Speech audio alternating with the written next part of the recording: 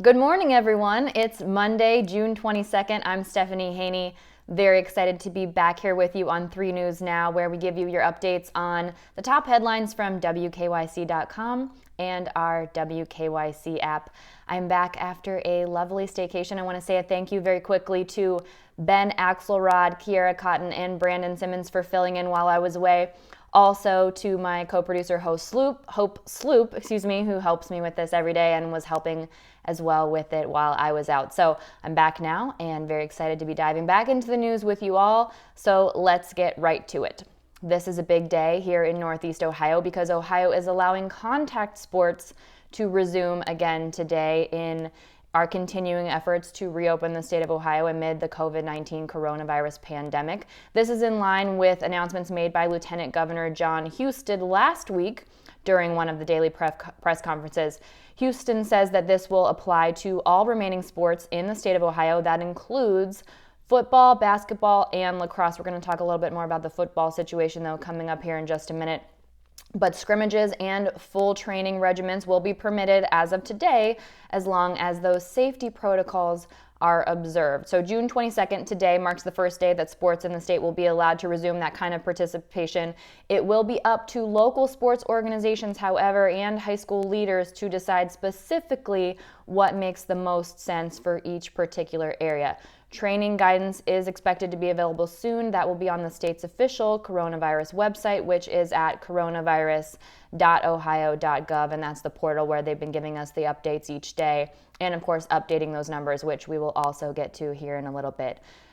Some more football news here in Northeast Ohio. There is some question about whether the Pro Football Hall of Fame game that happens every year in Canton might be canceled. Last week, Ohio Governor Mike DeWine said that he thought it was highly unlikely that fans would be able to attend the game that's happening in Canton at Fawcett Stadium. It's scheduled for Thursday, August 6th. This is something that's very near and dear to my family, being from Canton. My dad gets tickets every year. My brother and I sort of battle it out for who gets the extra ticket. This year was supposed to be my year, but that's okay because I'm back in town now. So if it doesn't happen, can get in on that next year. So that's what we have to remember here. So the game this year is between the Dallas Cowboys and the Pittsburgh Steelers. And according to ESPN's Adam Schefter, he said today that he does not think the game will happen at all. So DeWine saying he doesn't think fans will be at the game. Schefter saying he doesn't think the game will happen at all. So here is why Schefter is making that sort of forecast about the Pro Football Hall of Fame game in Canton. He says that most teams are scheduled to begin their training camp on July 28th. 26 of the 32 teams are scheduled to report to training camp on July 28th, to be exact. But Schefter says that everybody is still waiting for further direction from the NFL and the NFL Players Association as to when that is actually going to happen. So that July 28th date right now is set, but it's feeling maybe a little bit more tentative. And they're waiting on word on whether people will be going to camp on time or whether the preseason will be reduced. Now, it was just a few days ago that the NFL Players Association issued new guidance that players should not be gathering for private workouts due to concerns regarding COVID-19. Last week, it was reported that several players on the Houston Texans and the Dallas Cowboys had tested positive for coronavirus. That includes Cowboys star running back Ezekiel Elliott. And on CNN on Friday, Dr. Anthony Fauci, who is the National Institute of Allergy and Infectious Diseases head, said that he is not certain that a 2020 football season will actually happen. That would definitely be a huge bummer for the fans. I know Ohio is such an integral part of Northeast Ohio, but what would be a very big bummer as well is a lot of people needlessly getting sick and losing more lives here in Ohio. So we'll be following that closely. Not sure what's going to happen there at this time, but at least ESPN's Adam Schefter is thinking maybe that football game, the Pro Football Hall of Fame game, not going to happen on August 6th. We will definitely be keeping an eye on that.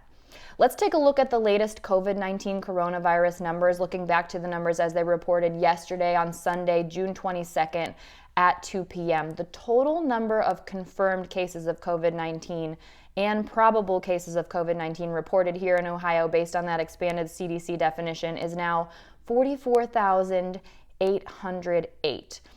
We saw some big numbers in terms of new daily reported cases over the last couple of days. I was paying attention to it even though I wasn't necessarily here talking to you about it. So yesterday, we saw 546 new cases reported.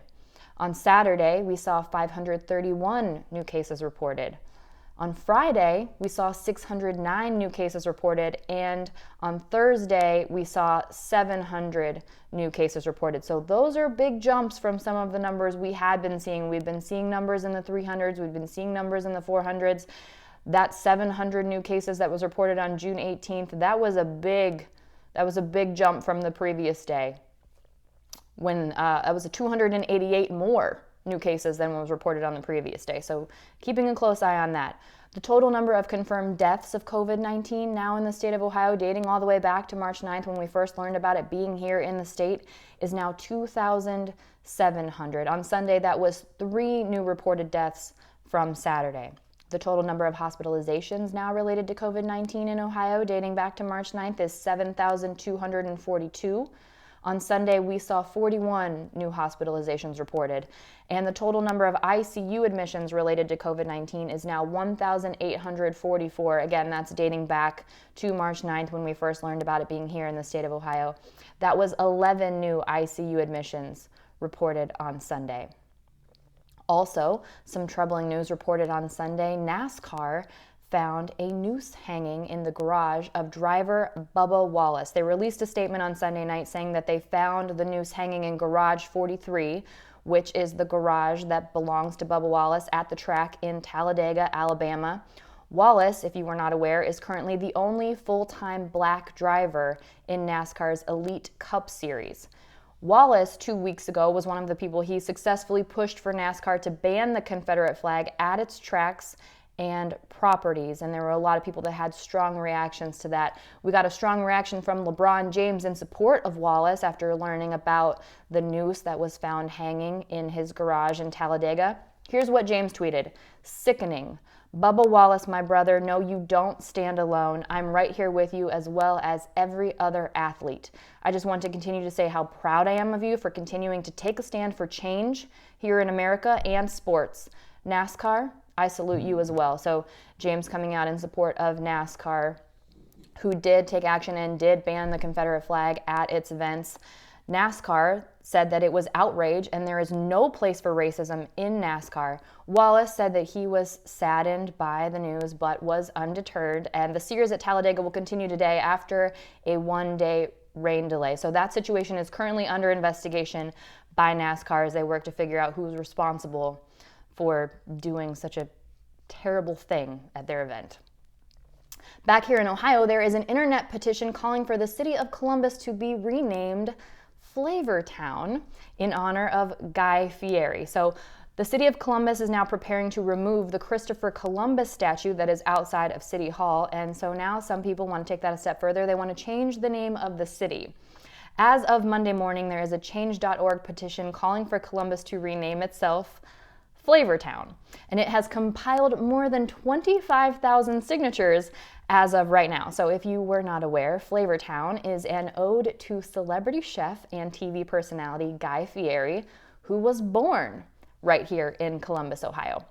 The petition says that Columbus is an amazing city, but one whose name is tarnished by the very name itself, bringing up the namesake Christopher Columbus, saying that it's not exactly a proud legacy.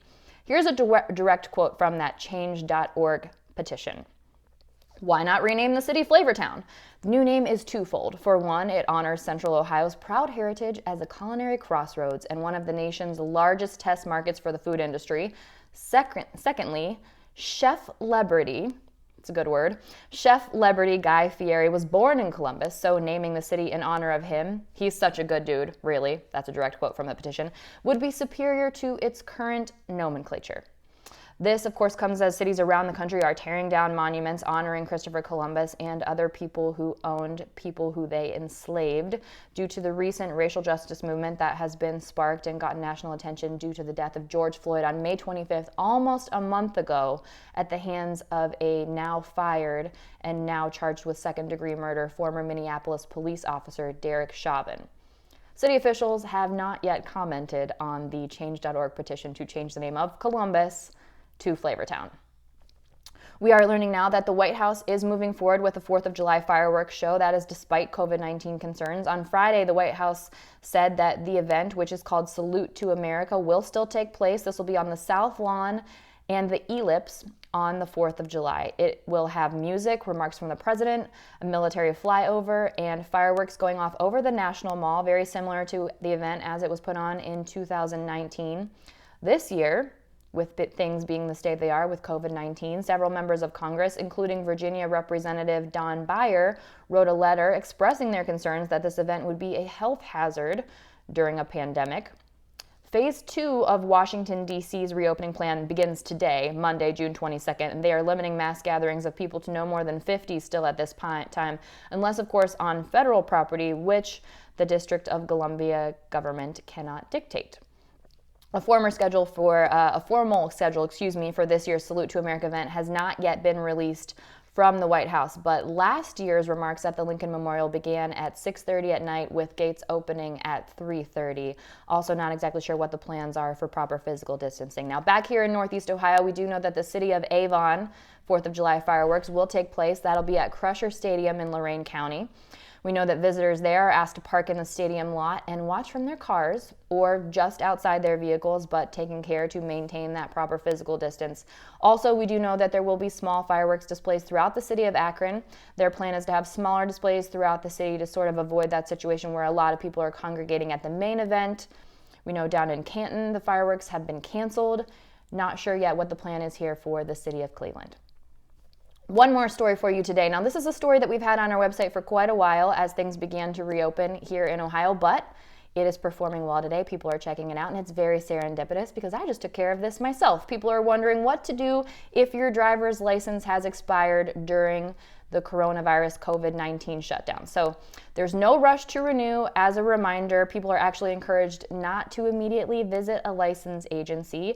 Your expired driver's license, if it expired on March 9th or later, is still valid. It's been extended. So you have either until, this is a little confusing, but we're going to break it down, December 1st or 90 days after Ohio's state of emergency ends, whichever comes first. So if Ohio's state of emergency ends before Wednesday, September 2nd, you have 90 days from that day.